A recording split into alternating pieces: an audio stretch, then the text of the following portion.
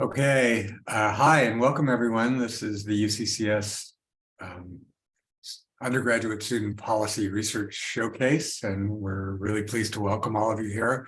It's an opportunity to feature all the hard work that you, the students, have done this quarter, and we're really appreciative of your efforts and also looking forward to learning a lot from your work. And it's also an opportunity to express our gratitude to all of our internship hosts, especially the ones who are here with us on Zoom, for their participation in our program and for making the experiential learning portion of UCCS possible. So thank you, and let's get started. All right, and so with that, the format today will be that each student will go ahead and present. After a student presents, we will take a question from their internship host site, so just one question. And then the next student will go ahead and present and we'll take another question. And at the end of all our presentations today, we'll go ahead and have an open Q&A at the end. So if you do have a question that you're not able to ask after the student presents, just hang on to it and we'll go ahead and ask questions at the end of all presentations. And so again, internship host sites, if you have a question that you'd like to go ahead and ask after your student's presentation, please feel free to raise your hand and I'll go ahead and call on you. And if not, then I'll go over to the academic team who will go ahead and raise their hand and I'll go ahead and call and unmute them as well. All right.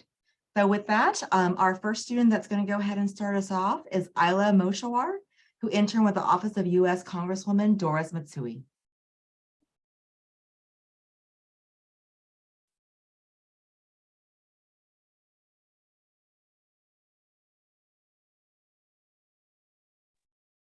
All right. Hello, everyone. My name is Isla Muchwar, and I'm a student at UC Davis. And my policy topic is recycled water policy. Declining snowmelt, overtaxed groundwater, and prolonged droughts threaten California's traditional sources of water. Treating wastewater to be used again by cities and farms is one strategy that can reduce water consumption. This strategy is known as recycling water, and it holds many promising implications for California's future. However, recycling water comes with a potential trade-off. More water recycled means less water released back into the ecosystem. This treated wastewater outflow is necessary to sustain certain habitats, with some streams being 100% dependent on streamflow to survive. If these waterways dry up, it could have lasting effects on downstream communities and native species. I predict that an increase in recycled wastewater will lead to a decrease in surface water levels. I examined data from 28 wastewater treatment plants, looking to see if plants that recycled more acre-feet of water correlated with less water in the surrounding waterways, measured in streamflow, cubic feet of streamflow per second. I found that as more water is recycled, there is more surface water in waterways nearest to a wastewater treatment plant. However, this effect was weak across all 3 years, and only statistically significant for 2020 through 2021. So no relationship could be determined between recycling water and surface water levels. Further research can examine the health of an ecosystem and the amount of recycled water used in the region to test this relationship with different measures. For now, wastewater treatment plants that recycle water should monitor streamflow in nearby waterways, in addition to current water quality monitoring as a measure of ecological health. Thank you. Great, thank you so much, Isla. And then if we can go ahead, if there's a question from the Office of U.S. Congresswoman Doris Matsui's office. All right, and then if not, over to our academic team. Great, Dr. Kravitz. Hi, great topic, really interesting presentation. What is the relationship actually between stream water flow and groundwater? Because a lot of stream water, I would imagine, flows out to the ocean. That's a good question. I actually don't know the particular relationship between stream flow and groundwater, but I do know that wastewater treatment plants will often treat water to a tertiary level and discharge that into percolation pools, which will then be converted into groundwater. So groundwater management is a strategy that is employed by wastewater treatment plants. That's really helpful. Thank you. Great, fantastic. Thank you so much, Dr. Kravitz, for that question. And thank you, Isla, for that great presentation and response. And so our next student that we're going to hear from today is Alejandro Valenzuela Villalobos, who interned with the Office of California Assemblymember Damon Connolly.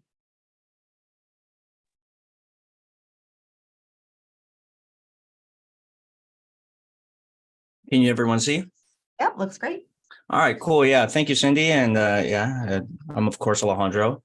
And I'm here today to talk to you about housing first policy in California.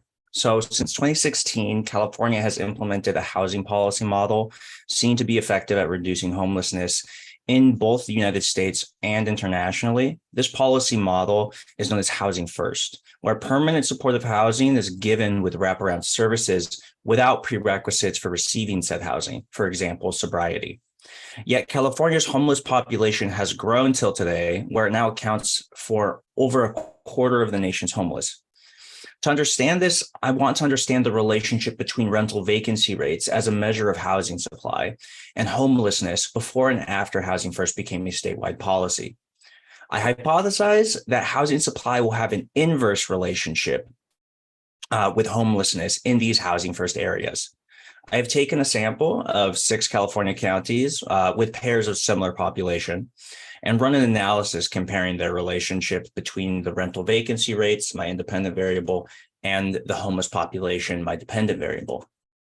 My data spans from 2014 to 2019, from before and after California became a housing first state, to test the proposed relationship between this housing supply and homelessness. In my findings, I found a very weak relationship between housing supply and homelessness in the aggregate. But when you exclude San Francisco, which is an outlier due to its positive actual relationship with homelessness and vacancy rates, the relationship becomes a moderate one. But overall, my results show no noticeable difference in the relationship before and after housing first became a statewide policy, indicating that the success of housing first policy has little to do with this relationship. Overall, more research is needed to account for the potential confounding variables in this study and to better grasp at what makes housing first policy successful. Thank you. All right, thank you, Alejandro, for that presentation. And then if there is a question from the internship host site.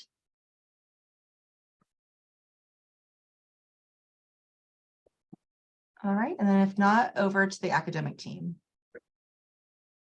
Great, Dr. Quila. Hi, Alejandro. Thank you so much for the presentation.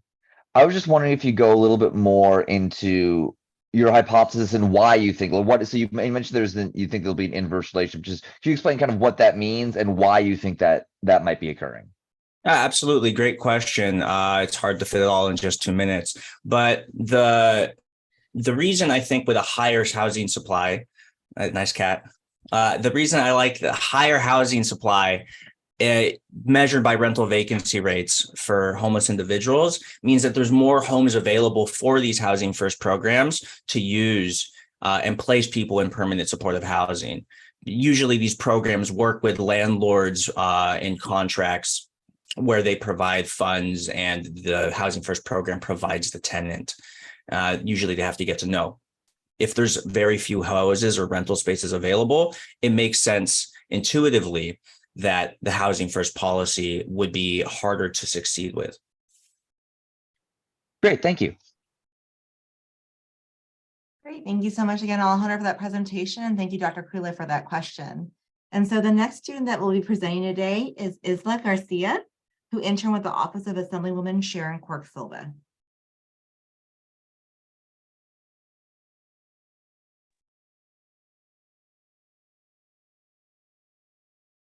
Hello, my name is Isla Garcia. I'm a student at UC Santa Barbara, and my project is about state ideological polarization. So in 2016, for the first time ever, the US was labeled as a flawed democracy, and one of the many contributing factors to that title includes the increase of ideological polarization in the public and political institutions. And ideological polarization refers to when individuals move away from the ideological center towards either ends of the political spectrum, identifying as either liberals or conservatives. So my research questions the relationship between the ideological polarization of state party constituencies and the ideological polarization of state legislatures, including both House and Senate chambers. And I suggest that the more polarized state constituencies are, the more polarized state legislatures would be. So in my research, I observed 48 states, that excluding Nebraska and Hawaii, during the election cycles of 2016 and 2018. And I collected data from the 2016 and 2018 cooperative election study surveys, in which constituents from each state identified on the 1 to 7 scale their ideology identity, in which it ranged from very liberal to very conservative. And I also collected data of measurements of distance between parties and state legislative chambers from Shore and McCarty. So in my research, I did find that in 2018, there was an increase in ideological polarization in both the constituency of the state and state legislatures, suggesting that there was a weak positive effect of the polarization of state constituencies on the polarization of state legislatures. And interesting enough, the most polarized House chamber that I found in my data in 2018 was California. And a majority of state legislatures did experience an increased change of polarization between 2016 and 2018, where a few legislatures experienced little ideological polarization changes. So thank you. Great, thank you so much, Isla, for that great presentation. And if there's a question from the internship host site. All right, and if not, over to our academic team.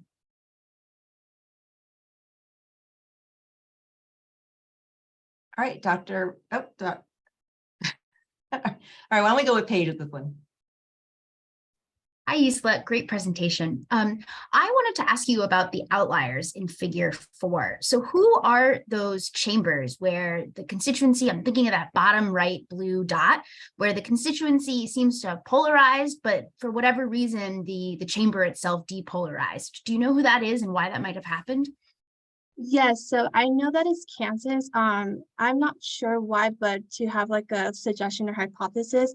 So in 2016, it was a trifecta. So it had a Republican governor and a Republican majority of state Senate and House. So I'm assuming it was less polarized just because some legislation, especially from the Democratic side, since it is a trifecta, it had to be more moderate to get some legislation out. Great, thank you.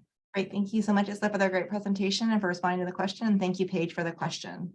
And so our next student that will be presenting today is Emily Castanon, who interned with the Office of California State Attorney General Rob Bonta.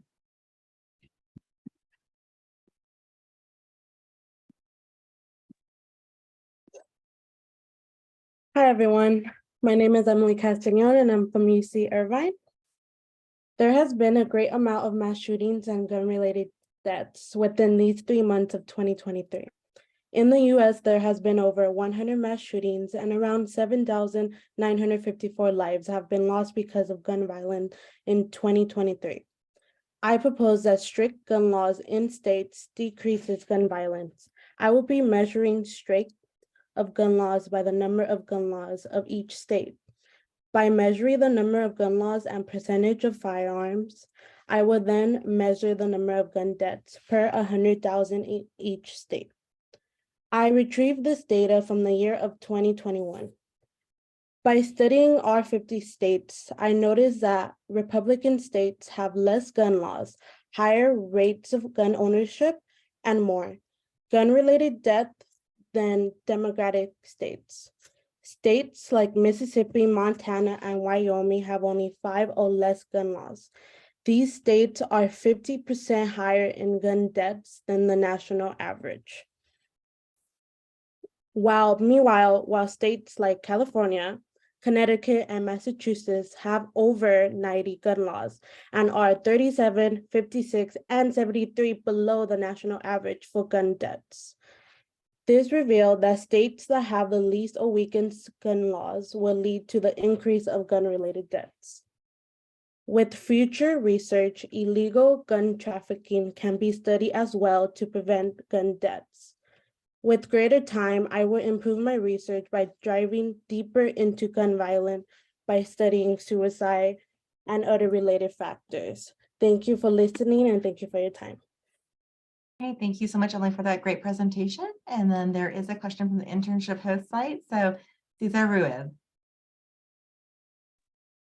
Hi, Emily. Great presentation. Thank you so much for your work at the AG's office. We appreciate it so much. I did have a question. What inspired you to pick this topic for your project? Interesting that you asked that because when we went to the press conference with Attorney General Rob Bonta and Governor Newsom, they introduced the legislation, sorry, of SB2, and listening to that conference was really, luckily it was in the beginning of the internship, so it really inspired me to change my project and put that towards the conference. Thank you for asking. Great. Thank you so much, Cesar, for hosting Emily this term. And thank you so much for the question. And thank you, Emily, for that great presentation and for responding to the question. And so our next student that will be presenting today is Beth Miller, who interned with the Office of Sacramento City Mayor Daryl Steinberg. Hi, everyone. Get my screen up. Okay, can everyone see it? Yep, looks great. Perfect. All right, so hi, everyone. My name is Beth Miller. I'm a student at UC Davis, and today I'm going to be talking about the relationship between district attorney genders and sex crime prosecution rates.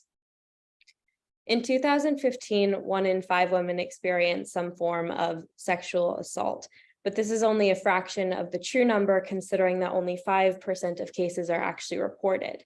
There are many reasons why this number could be so low, but one of them include that victims don't believe their cases are actually going to get prosecuted. Because women are the primary targets of these types of cases, they might be more sympathetic towards sex crime victims. So I hypothesize that when a woman takes over a district attorney position, there's an increase in the sex crime prosecution rates. I conducted a study using 6 California counties of small, medium, and large sizes to take into account any influence the population might have on the results. All of these counties experienced a shift from male to female DAs, and I used the proportion of sex crime arrests that the DA's office sought complaint against 5 years prior to and 5 years after a county experienced that shift. I found that in 5 out of the 6 counties, after a woman took the DA position, there was a slight increase in the sex crime prosecution rate, with large counties having the most steady increase and medium-sized counties having the most significant increase, which might be a sentiment to the balance of resources available in those medium-sized counties. These results may imply that when given the right resources, women do tend to be a little bit more aggressive when prosecuting sex crime arrests, and that special training might be a good idea for male DAs to equalize the chance that sex crime arrests will actually result in prosecution. Thank you. Great, thank you so much, Beth, for that great question. If there's a question from the internship host site. All right, and if not, over to the academic team.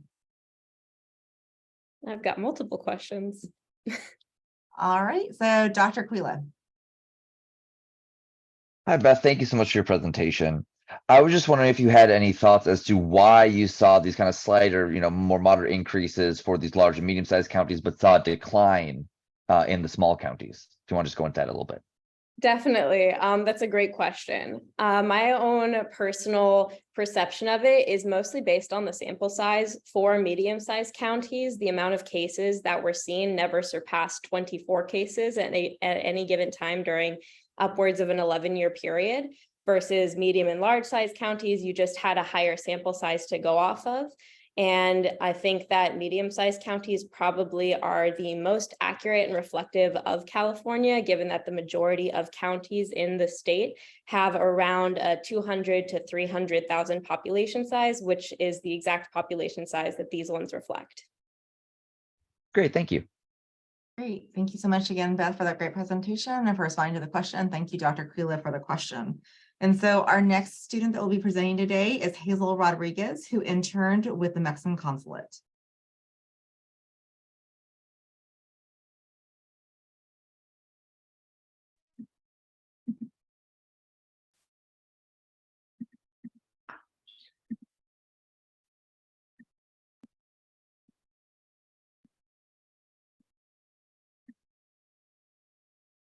Hi, sorry, it just took. You're good.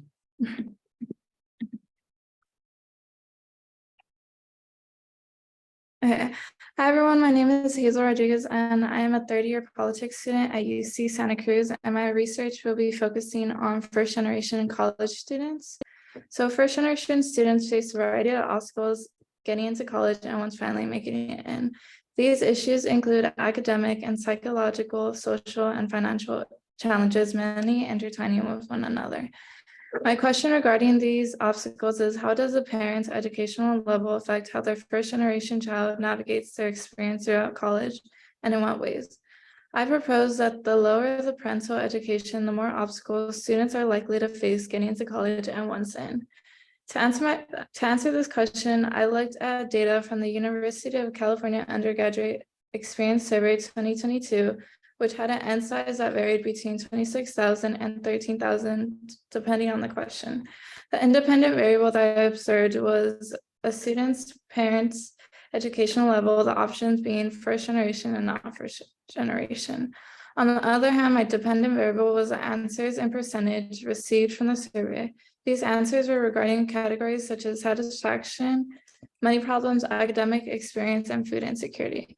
After analyzing this data, my findings found little difference in overall academic and social satisfaction between first gen and non-first gen. The difference being a less than 3% difference. However, a surprising finding was food insecurity had the most significant difference between the 4 categories examined, having as large of a 26% difference. In conclusion, these findings suggest that while the difference varies, first generation students are more likely to face obstacles in comparison to non-first generation students. Knowing this, further research can be conducted to see how first generation students are resources at the UC affect the outcomes of these surveys. Thank you. Great, thank you so much, Hazel, for that great presentation. If there's a question from the internship host site. All right, and then if not, over to the academic team. All right, Dr. Butters. Hey, Hazel, nice job. Thank you for sharing the presentation with us today. So I just have a question here about kind of figure 2. I just want to know more kind of about the reasoning behind why you think there should be a difference in food insecurity as an obstacle for students based on parental education level. What about a parent's education level should be related to whether or not a first generation student is able to feed themselves appropriately or would have to cut or skip meals? Just kind of your reasoning behind that. I would say that it would be because looking at the different categories, first generation students were more likely to be from a lower income household. So I think their parental education may affect the type of jobs they have and affecting the income that they have to buy these meals. Great, thank you. All right, thank you so much, Hazel, for that presentation and for responding to the question. And thank you, Dr. Butters, for the question. And so our next presenter and last presenter for today's session is Annette Aguilar, who interned with Help Access.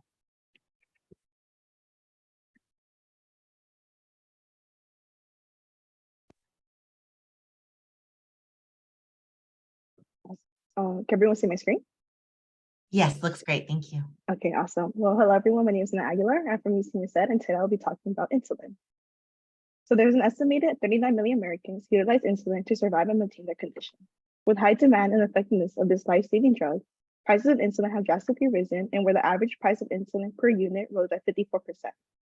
In the United States, currently the standard unit of insulin is $98.70. Individuals with type 1 diabetes who are insulin insecure may experience negative health outcomes and are likely to resort to unsafe alternatives such as the black market or insulin rationing.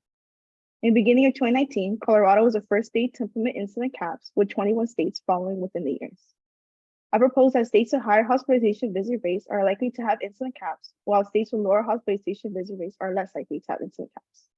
I examined this by looking into hospitalization visit rates for diabetes-related complications within 14 states during the time period of 2018. Additionally, I examined how many adult individuals have diabetes in the United States and implementation of insulin caps within states in the years of 2019 to 2022. Findings suggest that states with no insulin caps had the lowest average of incident rates of hospitalization visits in 2018, therefore did not implement insulin caps in 2019 and beyond, while states with insulin caps had the highest average incident rates of hospitalization visits in 2018, therefore did implement insulin caps in 2019 and beyond. Additionally, figure 2 shows that states with more diabetic individuals are states that are not implementing insulin caps. Future implications may include establishing insulin caps to prevent manufacturers and pharmacy benefit managers from overcharging and depriving diabetic individuals of insulin. Future research should further collect data on hospitalization visit rates for diabetes-related complications within states over the years and examine unsafe alternatives and its impact on health rather than engagement. Thank you. Great, thank you so much, Annette, for that great presentation. And if there is a question from the internship host site. All right, and then if not, over to the academic team.